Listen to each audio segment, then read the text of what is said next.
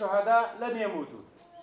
بيان إلى الرأي العام. نحن أهالي الشعب العربي في غضاء سنجار وضواحيها ندين ونستنكر الهجمات الدولية العدوانية للدولة التركية على شمال سوريا مستهدفة للنظام الديمقراطي والتعايش السلمي والأخوي بين الشعوب والمنطقة والأديان.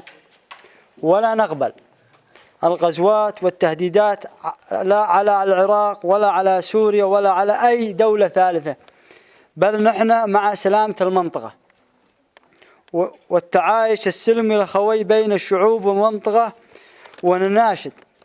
ونناشد المجلس الأمن الدولي والجامعة العربية بوضع حد لهذه الهجمات الأردوغانية التي تهددت المنطقة بأكملها وتهديد حياة المدنيين وتهدف بالاستيلاء على الشرق الأوسط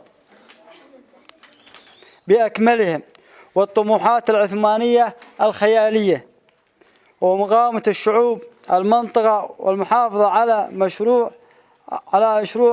على أنفسهم. ولا يمكن أن تطبيق هذه الطموحات الخيالية. ندين الهجمات الدولية التركية على شمال سوريا. عاش أخوة الشعوب، عاش العراق.